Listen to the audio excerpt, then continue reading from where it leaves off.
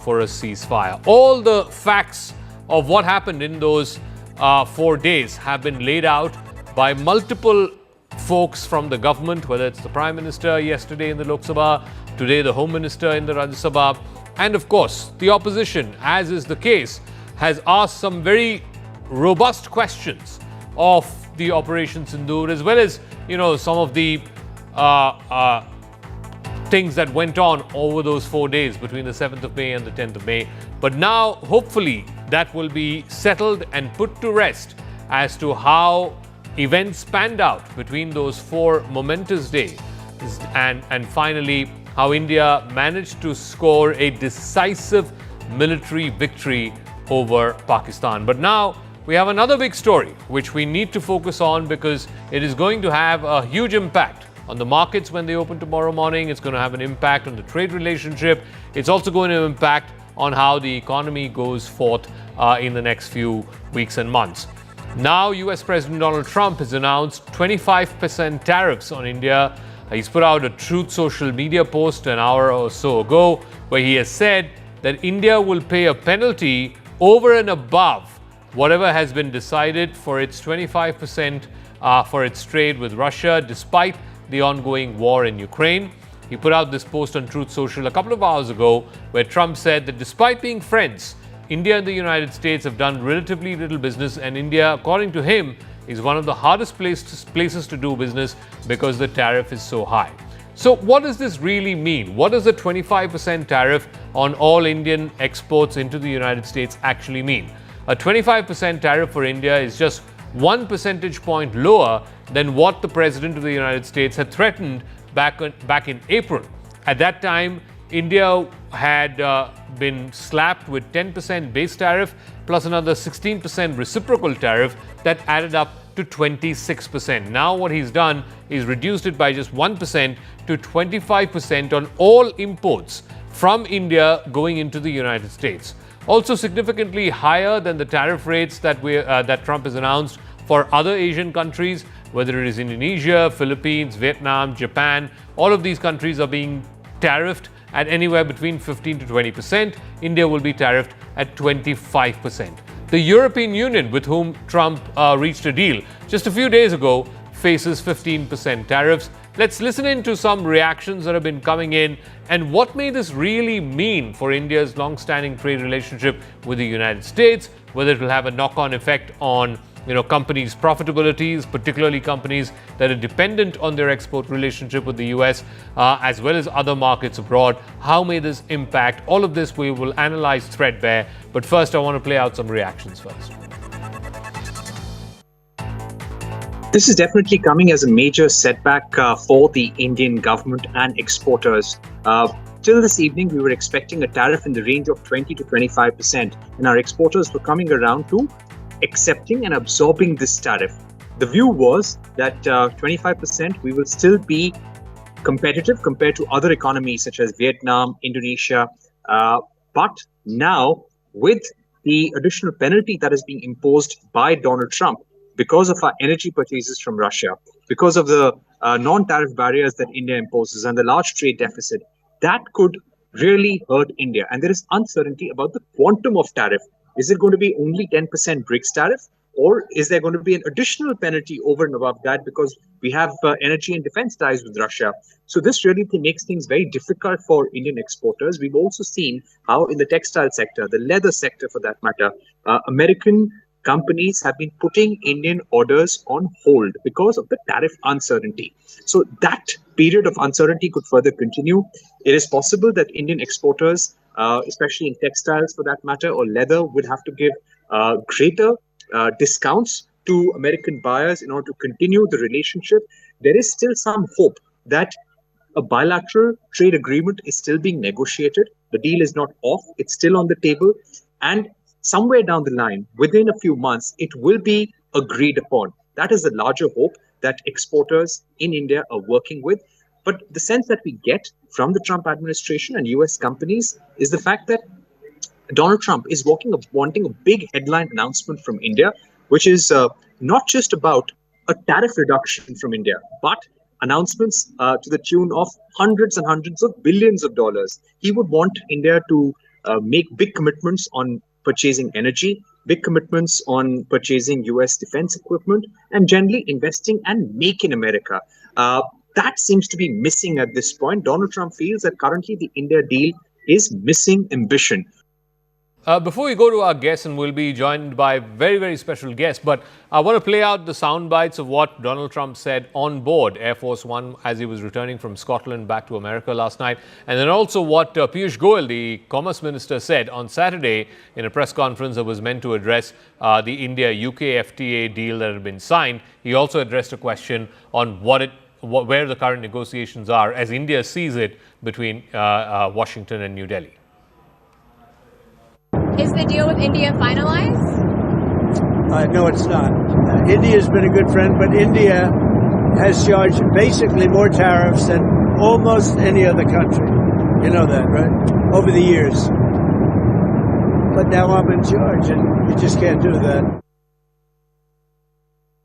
भारत अब हमारे करार बड़े सोची समझी रणनीति के साथ करते हैं. यूनाइटेड स्टेट्स के साथ भी अच्छी बातचीत चल रही है और मुझे विश्वास है कि फॉल 2025 यानी अक्टूबर नवंबर 2025 जो समय सीमा माननीय प्रधानमंत्री नरेंद्र मोदी जी और यूएसए के राष्ट्रपति ट्रम्प साहब ने दोनों ने मिलके जो समय सीमा में बायलैटरल ट्रेड एग्रीमेंट करने का निर्णय लिया था उसमें हम एक अच्छा करार United States of America के साथ भी अवश्य करेंगे. All right, I want to go across to our guests. A very special panel joining us tonight. Mohandas Pai is chairman of Aaron Capital, P.K. Basu, economist, Vivek Vadva, CEO of Vionics Biosciences, Shama Mohammed of the Congress Party joining us. Mr. Pai, let me start with you first. This must come as a bit of a disappointment because, for the longest time, India wanted to be the first country to snatch a deal with the United States. Now, we don't have a deal. Instead, we have 25% tariffs. What does it mean, though? Break it down for us. What does it mean for Indian exporters to the US? I know it's restricted to goods right now, but what does it mean for like leather exports, pharma exports, textiles, etc., going into the US? And particularly, given, other countries, Europe and Japan and Vietnam and Indonesia all managing to clinch a deal with Trump, India, on the other hand, holding out. Look, we have to be clear about Trump's motive. Trump has no friends in the world. He doesn't care for international law, any international norms. He only cares for what he wants to do to America. He got $100 billion of revenues in the last quarter, June quarter, because of the tariffs. He signed an agreement with Japan whereby the Japanese will pay 15% for tariff for the luxury of selling goods to America. And in return, America can sell all the goods free of tariff to Japan, and Japan will invest 1 trillion, 2 trillion, whatever the number is, in the US. He got a deal with EU, whereby EU will pay 15% tariff for the honor of selling to the US, and EU will open up his market to the US, buy some $700 billion of oil, $500 million of investment, big numbers, which nobody knows how it will happen. So it's very clear, we can't expect anything less than 15% from Trump for the benefit of selling our goods there across the board. In return, he'll want zero tariff on American goods to India, and he doesn't care. India is not a very big player there. Maybe we export $100 billion. So if we have a tariff, maybe it'll cost us $15, $20 billion. And right now, that is the reality. We must understand that he doesn't care for friends, he doesn't care for norms, he doesn't care for anybody. He's very clear in his mind. And the writing has been there on the wall. Maybe we had false hopes that the US is our friend, Trump is our friend, but Trump is no friend to anybody. So let's be clear, let us be realistic. Now what we need to do is to look into detail to see when the tariff for 25% come, which industry will be hurt, how do we help those industries, etc. And maybe some of it will be passed on to the US consumer, some the companies have to absorb, and some they have to change the markets and to go. And I'm sure tomorrow in the markets open, there will be analysts who will give industry by industry any likely impact, and we'll see an impact in the market. But the reality is very clear. The reality is very clear. It's time we accept the reality. We have to sign a trade agreement with EU because the UK agreement is a pretty good agreement. I hope the EU doesn't behave like the US. I'm sure they will not. But we have to sign a deal with them, look at the rest of the world, and negotiate with President Trump. But he's not going to come down below 15%. I think that's a red line for him. And we have to be careful what we open up. We agree to a lot of stuff. We're not agreeing to milk. We're not agreeing to genetically modified food and some other things. Yeah. So we have some red lines. So we have to be realistic and keep politics apart and negotiate, try to get the best deal. Okay, let me ask Vivek Vadhwa on this. Vivek, you were here in India a few months ago. At that time, it was hoped that India would be perhaps one of the first countries to clinch a deal with the Trump administration. That has not come to pass. India is now being tariffed at 25%. Countries like Japan at 15%, the European Union at 15%, UK at 10%, some of the Asian countries at 19 and 20%. India's position has been that, look, we can't sell out our agricultural produce. We can't be seen as, going soft on some of the labor-intensive sectors. Ultimately, it was not to be. Now, the point is, India and the United States were supposed to be strategic partners. It was not just supposed to be a transactional relationship. But Mr. Trump doesn't seem to care much about it. Zaka, I'm not surprised at all at what happened over here. In fact, if you had asked me, 3 months ago, I would have said exactly the same thing. What's going to happen here is that he's negotiating a deal. He's going to get very nasty. He's going to push it into the last moment. The fact that he tweeted it is indicative that they're very close to a deal. All right, so he's going to, he's put a lot of pressure on the Indian government right now. Everyone in India is panicking, as you can see from the conversation we're having. What's going to happen is that India will make a couple more concessions and the deal will get done and he'll declare victory, just like he did with Pakistan and Sindoor. He wants to take credit. So by being a bad guy right now and then saying, oh, everything is okay, you see what I did, I'm a hero. That's what this whole game is about. That's the Trump way of negotiating. Read out of the deal, read everything, watch everything he's done. I agree with Mohan that it'll probably be 15% tariffs because that seems to be his baseline. India can easily absorb that. And at the end of the day... But in the context of India, what does he want? You're saying he's being the bad guy now. Maybe he will, change course a couple of months from now. But what is it that he wants? What is the area that he's targeting that he wants India to lower tariffs or open up the sector, so on and so forth? You want to know what I really believe? I think he just wants credit. He doesn't care about the details of the deal. He doesn't care about the economy. He wants to look good in front of his base. That's what this is all about. This posturing, these tweets. Just watch what happens over the next few days. The Indian government will cave in on a couple of demands. I don't think they're going to give in on agriculture or do anything unsensible. But they're going to cave in. And this will be good for India because India does need to reduce these British era, British Raj tariffs and structures and clean up its government. So this also gives the Modi government an excuse to remove some of the old regulations, some of the old tariffs, to open up the economy. I think this is going to end up being very good for India because it really is a kick in the butt to get moving and removing some of the stupid trade barriers that the country had. So that's a good thing. And at the end of the day, it'll be a win-win. Just watch. Be patient over here. This is the game. Vivek, I'll come back to you. There's a conversation I want to have with you on this whole differential with China. But let me get Dr. Shama Mohammad and PK Basu into this conversation. Shama Mohammad, you heard both the previous speakers saying that, look, ultimately, this is just a temporary pause. Yes, there's 25% now. But ultimately, Trump is a deal maker. He will eventually come around, whatever it is that he wants, to get India to open up more sectors, reduce duties on other imported American items. Eventually, he will come around to a 10 to 15%, which is what he's levying on some of the partner countries of the United States. India will get the same thing. It's just about, staying the course, being patient. So the goalpost keeps changing.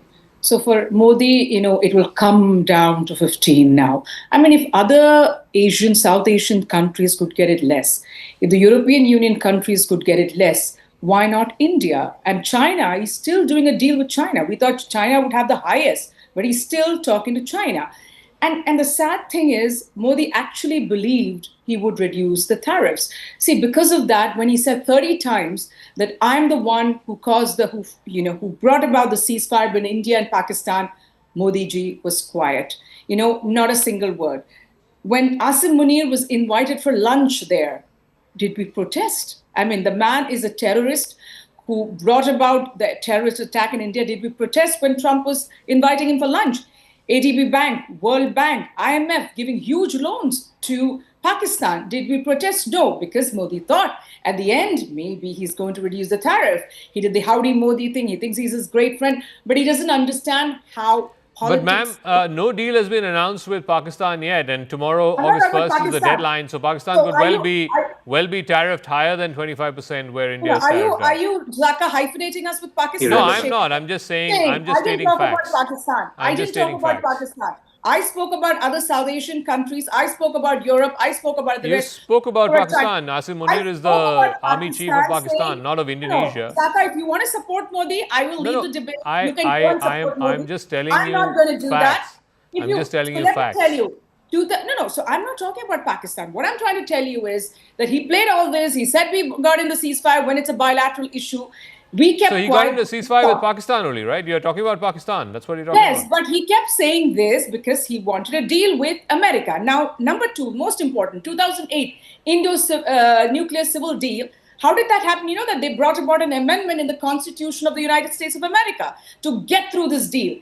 That is what diplomacy is about. That's what Manmohan Singh had a relationship with at that time George Bush. No, Mr. Mohandas Pai, I know you support constitutional Mr. Modi. amendment in America. No, Don't lie. I did not interrupt you, so you have I to know, shut but your stop mouth. lying. There's no I did constitutional not amendment. interrupt. Zaka, I'm It's a leaving good the deal show for because India, I but know no who he is. constitutional amendment.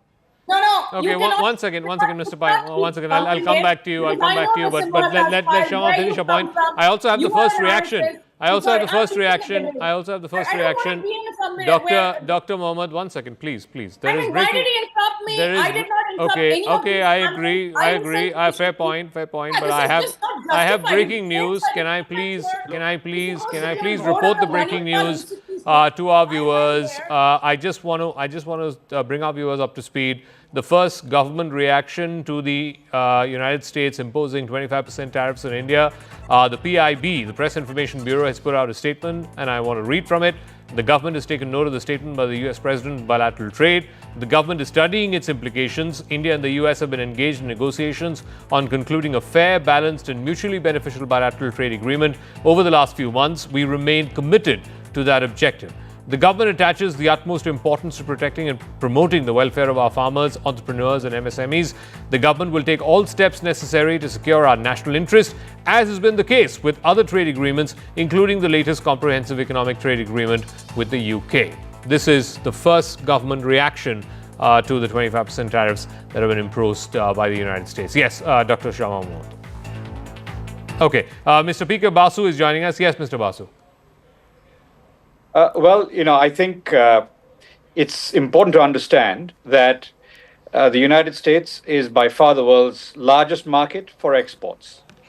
And we have, if you looked at the situation on the 2nd of April, the tariff imposed on India was lower than on most of our competitors. We were facing a 26% tariff. Vietnam was facing 36%. And most of our competitors, Bangladesh, over 40%, etc. So we had a relative advantage. We have had several months. From April, basically we've had almost 4 months to negotiate. And at the end of the 4 months, what has emerged is, I'm afraid, a catastrophic result. Right now we are going to be paying a higher tariff than Vietnam, Indonesia, Japan, the European Union. We are going to be paying most likely higher tariffs than most of our competitors. And that is a very unfortunate outcome because, in my view, the most important thing here is we should just understand that relative to China, if we have a 10% tariff advantage for our textiles, garments, shoes, toys, we can massively gain market share. China's market share in these products is 8 or 9 times India's. If we gain 1/3 of China's market share, we can triple our exports of those products. And they are very labor intensive. They can generate thousands and thousands, millions of jobs. Okay, that's a great point, Mr. Basu. I think that's a great point because I think that was the principle of the tariffs. The principle is simple. The fact is we all know that Trump is an arbitrary person, he's a difficult negotiator, and he is a protectionist. This has been known, it's nothing new.